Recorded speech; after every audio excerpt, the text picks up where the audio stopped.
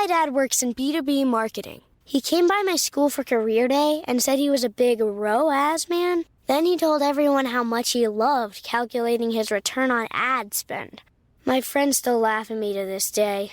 Not everyone gets B2B, but with LinkedIn, you'll be able to reach people who do. Get a $100 credit on your next ad campaign. Go to linkedin.com/results to claim your credit. That's linkedin.com/results. Terms and conditions apply. LinkedIn, the place to be, to be. We acknowledge the traditional owners of country throughout Australia and recognise their continuing connection to land, waters and culture. We pay our respects to their elders past, present and emerging. Hello there and welcome back to This Song Is Yours. I'm Simon Fink, your host, and I'm thrilled to have you join us for episode 315. Today we're stepping into the electrifying world of Australian alt dance trio Haiku Hands.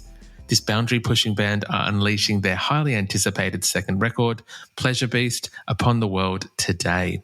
Haiku Hands have been making waves globally, captivating audiences at international festivals while collaborating with acclaimed producers like Dave Sitek from TV on the Radio and homegrown hero Motez. In this episode today, we're privileged to have Beatrice Lewis on, one of the band members, and she's joining us to dive deep into the heart of Pleasure Beast. We'll unravel the intricate web of songwriting that threads through this exhilarating album, exploring the band's creative processes and the stories that inspired the music. We're also going to delve into the origins of Haiku Hands, discovering how three distinct creatives merged their unique talents and visions to craft their infectious sounds. Plus, we're also going to get a glimpse into the band's experiences while touring in support of this brand new record and what audiences have in store and what they can expect from their live performances next year. This was such a cool conversation and such a pleasure to be chatting with Bea. We want to thank her very much for her time. And we also want to say a massive thank you to Emma from Thinking Loud for her help with today's episode. Before we get into it, please make sure you subscribe to This Song Is Yours on your preferred podcast platform. Stay tuned for our latest episodes by following us on social media. All of those details can be found in the show notes for today's episode. We're not going to waste your time any further. Let's dive into the exhilarating world of Haiku Hands with Bea Lewis.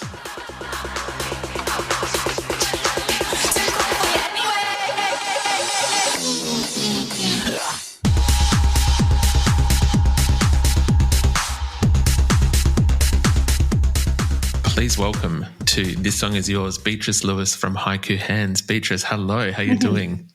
I'm good. Hi. Thank you so much for coming onto the podcast today. I very much appreciate it. It's a pleasure. Yeah, I've been looking and listening to your past artists and, yeah, I feel really lucky to be here. You've interviewed some great people. Oh, that's very kind. Thank you. Yeah. Well, look, I'm very excited to be interviewing yourself today for this new Haiku Hands record. I was very lucky enough to have a bit of a sneak peek and have a listen to this record. The brand new record is called Pleasure Beast, and with no pun intended, congratulations on an absolute beast of a record. I know it's a terrible pun. I'm sorry that I had to use it, but I hope it gets used heaps in this rollout. That's an awesome pun. Yeah. For yourself, is there much thought to the puns that can be generated when coming up with a title for a record? Oh, my gosh. I'm not much of a pun guy, but I do appreciate a good pun. Mm-hmm. Yeah. So I haven't spent enough time thinking about the puns that can come out of this album, but I think there's a lot, particularly with the track names and, yeah. With some of those track names as well, I would agree. But all puns aside, congratulations on this record. It is, absolutely Thank incredible. How are you and the band feeling now that it is coming out? Oh, I mean, I just had to have a little re-listen this morning because it was such an epic journey to finish it. And so I think when it was done, I took a little step back and then just re-listened to it then, and I absolutely love it. I feel really happy with it as a body of work, and that's not something I often feel as an artist. I am quite not a perfectionist, but I work hard and I always want things to be, as amazing as they can be. So I'm actually quite stoked, which is a nice feeling. Of course. Well, and I feel like, as you should be, this record is almost kind of what I feel that Haiku Hands does best in terms of bringing together these like beautifully intricate sonics, but also mismatch of like, it's like what is it called? Like a patchwork quilt? Patchwork quilt? I think I can't think of. We're grandmas. We're just making patchwork quilts, sonic patchwork quilts. But that is dear, pass me the tea. Yeah. But that's a very impressive feat in itself, because I think that there's just such a range of different kinds of music, different kinds of themes and tones and feelings across this record. It is truly incredible what you've kind of done in terms of those sonics. Oh, amazing. Thank you. No, of course.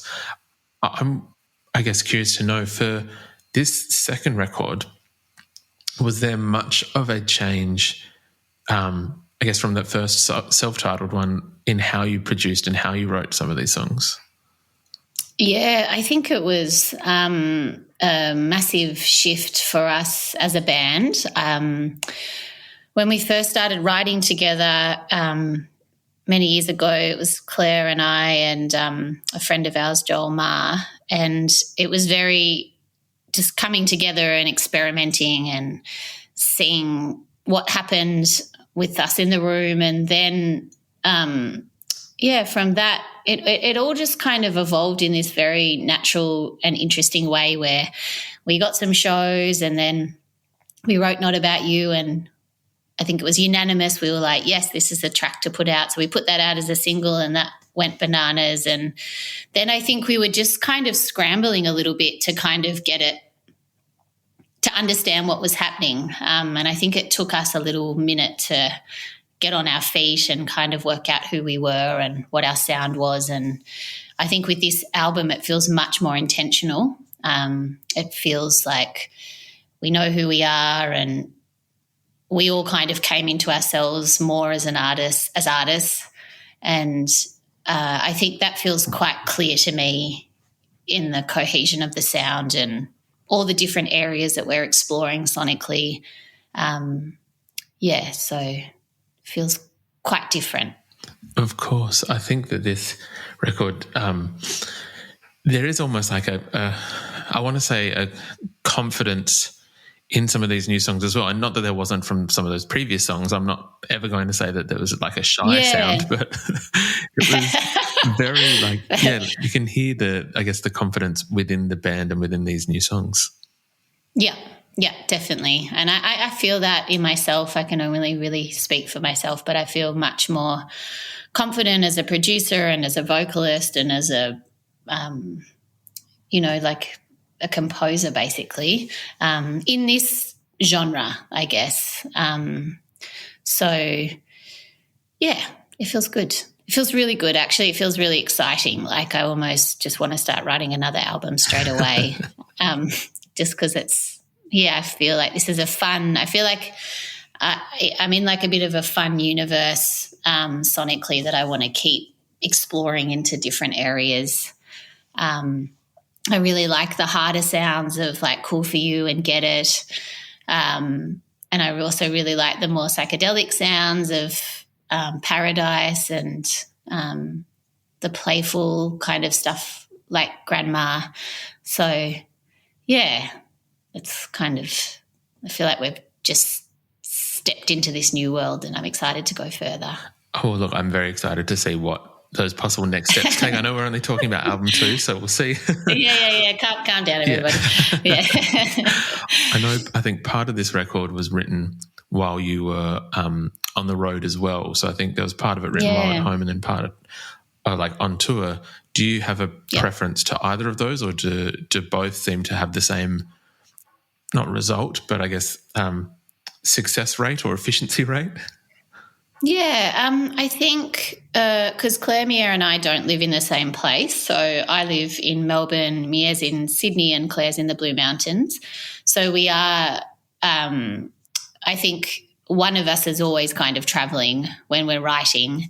And Yeah, so for this album, we did start writing it over in Bali at W Hotels, and that was kind of like, I mean, we put the first album out in September 2020, and then we've kind of just been writing throughout that time a little bit, but the Bali trip last October was like the real kind of focus of, I think our manager, she says this thing, she's like, we need an album, and my stomach drops every time. I'm like, oh, and I think she said that last year, and then we kind of started to focus on it a bit more. And writing in Bali was awesome. That was the first time that I'd done like a proper overseas trip where you go and it's the focus, and it was actually I really liked it because I think all your senses are really activated because you're in a new place and you're eating new food, and so really it's like you're in a new energy. I enjoy riding on the road, and I enjoy riding at home. I enjoy it all. Sorry, that's not a very it's not a good answer to your question. I just like writing, so yeah, I'm happy to do it wherever. It does definitely answer the question.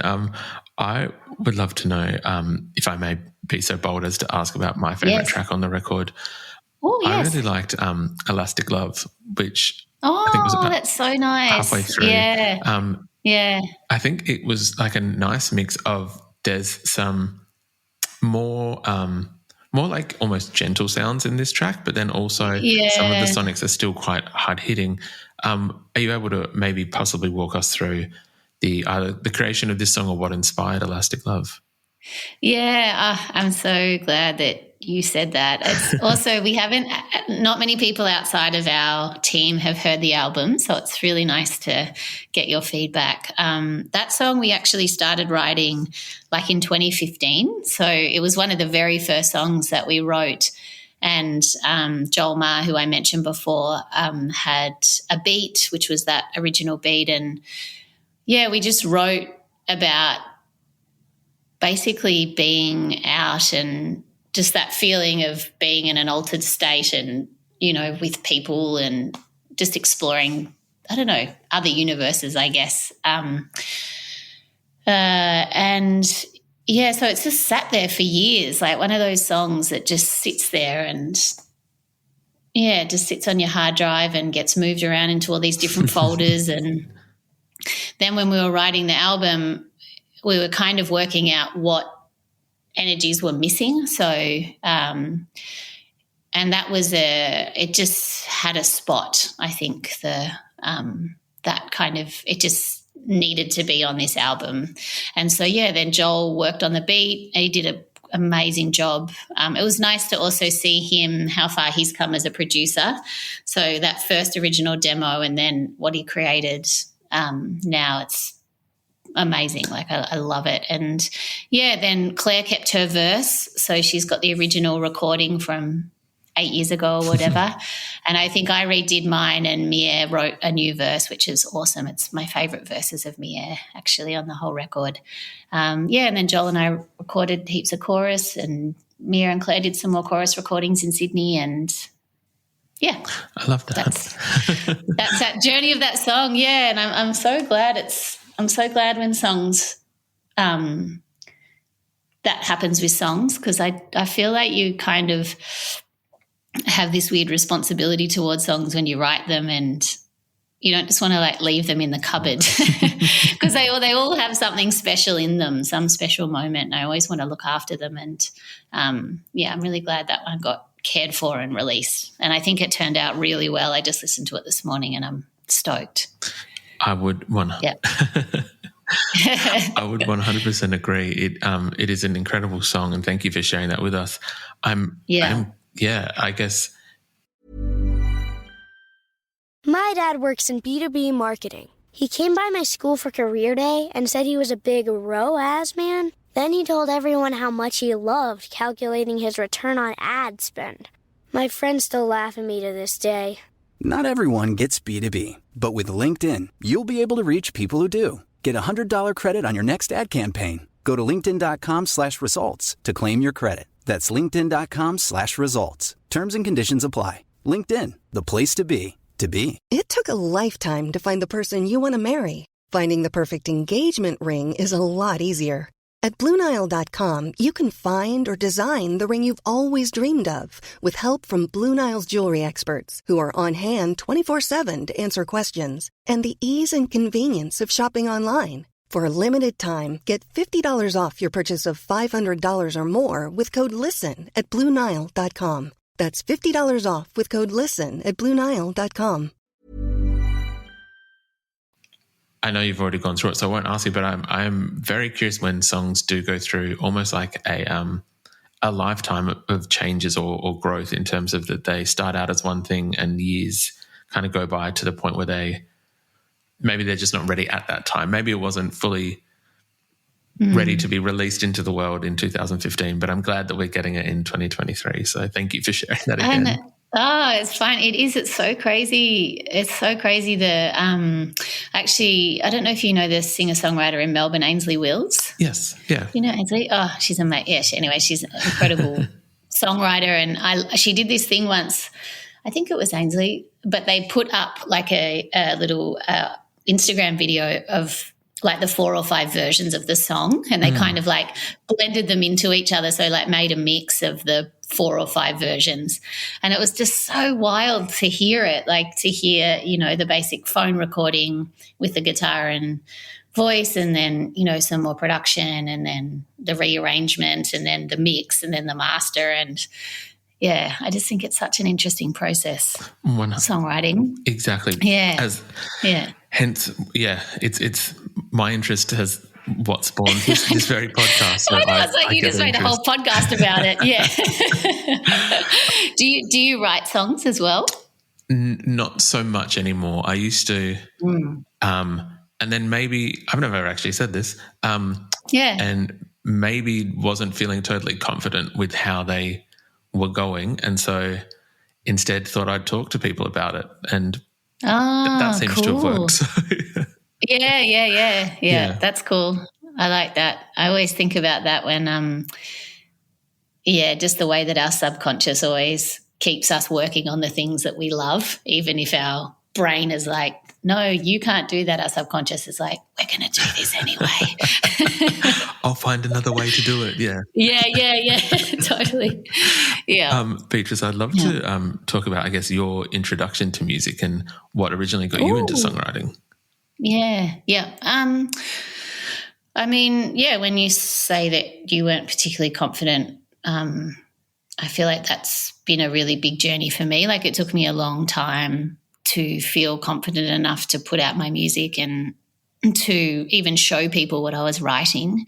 I started off I actually wanted to do music when I left primary school, and my mum wouldn't let me. I said it's not a job. So I went and studied international relations and like kind of human rights development stuff. I lived in the Philippines, and when I was over there, we were doing lots of kind of field work. But I also did a project with a theatre company over there where we wrote music for, like I was living at an orphanage, and we kind of wrote a bunch of stories of these kids, and we ended up touring it around the Philippines. And it was so amazing, like watching music kind of, and watching, they're so talented, naturally talented, and watching them kind of just, these kids come alive with their stories being told, and watching them kind of process a bunch of stuff through music. And I was really like, for me, politics is so important, but it's not the way that I wanted to kind of contribute. So then I came back and studied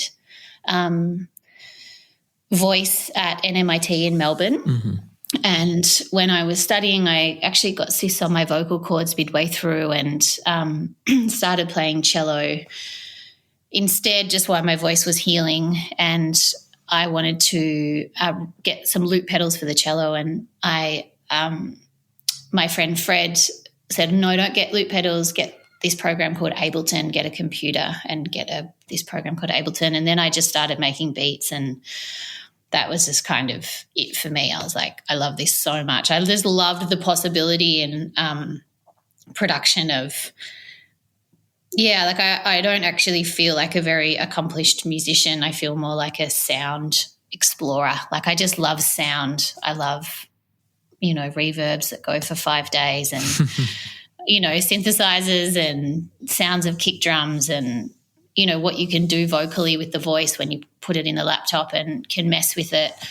So I think that was my kind of introduction, and I was writing a lot of electronic music for a long time, and then mainly writing beats, and Haiku Hands was the first time that I really stepped into kind of songwriting and writing more traditional, kind of songs. So that was awesome. Like I was writing lyrics. I was writing songs, but they weren't kind of as traditional, kind of pop songs, I guess. And I remember having this weird thing where we did a show for Falls Festival up in Byron. It was our first gig on this massive show, and it was all these people were singing the lyrics back to us in the show. And I rang Joel after the show, who we wrote a lot of the songs with and who's a very good friend of mine. And I was like, I think I left the SoundCloud link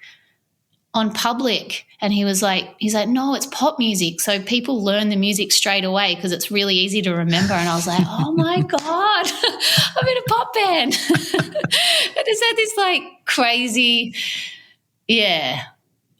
So that was kind of my little journey. And then since then I just love it. I'm just like going deeper and deeper into, and I have another band or two with Joel where we write like really pop stuff for sync and publishing. And I feel like the more I get into music, like the more the horizon expands and the more excited I get. It's like there's just so many different ways to do it. And we actually had a really good, the All Around the World, the first song on the album, we wrote it with Dave Sitek in LA, who does a bunch of stuff. TV on the radio is, I think, maybe his most well-known thing.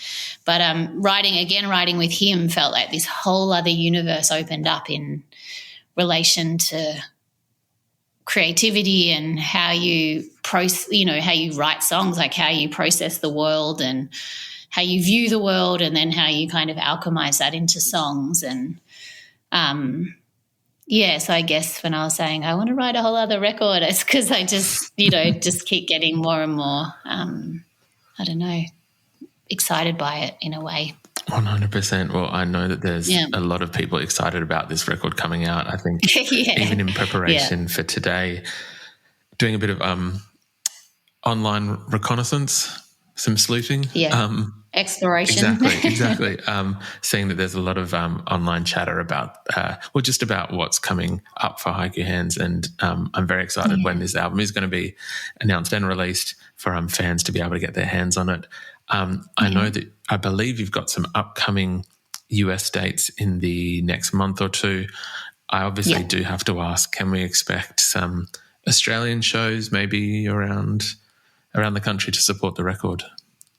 Yes, you absolutely can. I think maybe we're definitely going to the US for the last week of November and first week of December.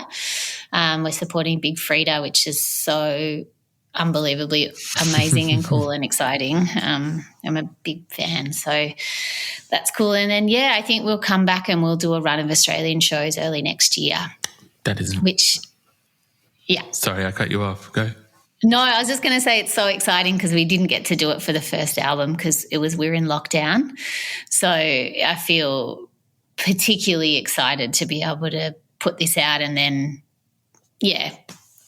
be able to do shows to support it. And we have such good fans in Australia. Like there's a whole crew in Melbourne who are just at every show, and they just make me so happy. Like I just like running on stage and seeing their beautiful beaming faces looking at us. I'm just like, fuck, this is so great.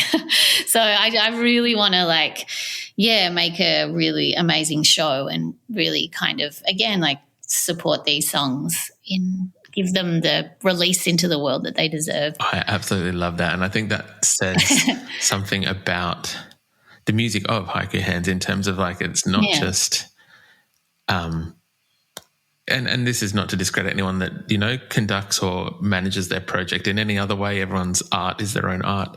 But I think there is something really special when you can tell that the artist, producer, songwriter, whoever it is, that there is a love and care for the work that they've done and making sure that it does get its due in a way. Yeah, definitely. Yeah, I really feel that. There's like one or two songs that have even come out for me with not quite the right production or something, and I still even feel like the core of those songs, I feel like I was like, oh no, we let that song down.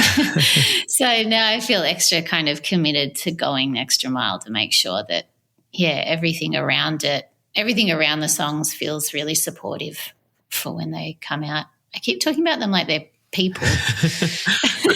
in a way they are. They're like little things that you've cared for. Or something. Yeah. Again, see, this is talking to the care that the band has for their songs. It's not just a 3-minute audio clip for yourself. It is a living thing for people. It is. It's a little universe. Yeah. Beatrice, we would usually ask our guests what they're currently listening to. Is there anything at the moment that's on high rotation for yourself? Oh, that is such a good question. And I got asked it in a workshop the other day, and I said, I'm only listening to my own music because I'm writing so much at the moment. So, which sounded incredibly narcissistic and weird. So I'm not going to say that now. You can if you want. We've had people say it before, and it does make sense. When you're in a promo cycle and writing, it makes sense. Yeah, I have another band called Katajala Kiridata, and we've just put a big show up on in Cairns. So I just had to write 80 minutes of original music for that show. So that was another universe of my own music, and then doing a composition for Ableton at the moment. And so all I'm doing is writing that, which I actually, it's good. It's, I think that sometimes though it is nice to open your ears up to other kind of sounds. And at the moment I'm actually, the only time I'm really listening to music is very, very kind of chill, what do you call it, like not relaxation music, like kind of like Harold Budd and Brian Eno and, very, I don't know what you call that genre, like nervous system relaxing music. And also a lot of books at the moment. I've actually been really enjoying books. That's what I'm listening to. Also, I see a Fred Again album in the background of your thing, and I've been really loving Fred Again. So many. All very solid choices. Beatrice, thank you so much for coming on to the pod today, and congrats on the new Haiku Hands album, Pleasure Beast. It's out this week when this episode airs. But thank you again for coming on. It's a pleasure.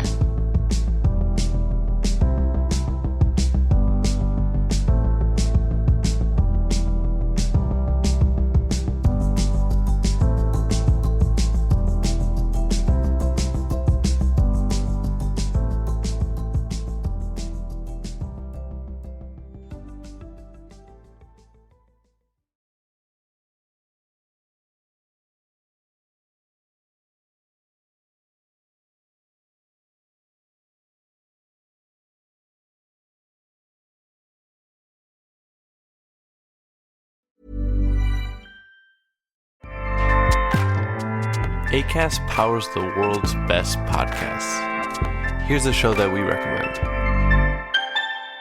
I'm Kristen. And I'm Jen from the I Mom So Hard podcast. Now listen, we don't want to brag, but yes, we are moms. We're average moms. Below average sometimes. But we're not just moms. Yeah, we don't want you to think that we're just moms. And we're not just supermodels either. We're not just pieces of meat, That's right. We're not even close. Yeah. But we are comedians, and we're also best friends. We're also best-selling authors. And television writers. And we created a viral web series. With over 300 million views. Okay, What's up? bragging. Who's bragging? And we were in our swimsuits. Again, not supermodels. We're also podcasters. Are we podcasting right now? Not right now, but we have been podcasting for 3 years. We're bringing laughs every Tuesday to women and moms everywhere. And one dude who's a sophomore in college, his name's Greg, whatever, he messaged us and made me feel cool. So nice. Amazing. Please listen to the I Mom So Hard podcast on Acast. Woo! Acast helps creators launch, grow, and monetize their podcasts everywhere. Acast.com.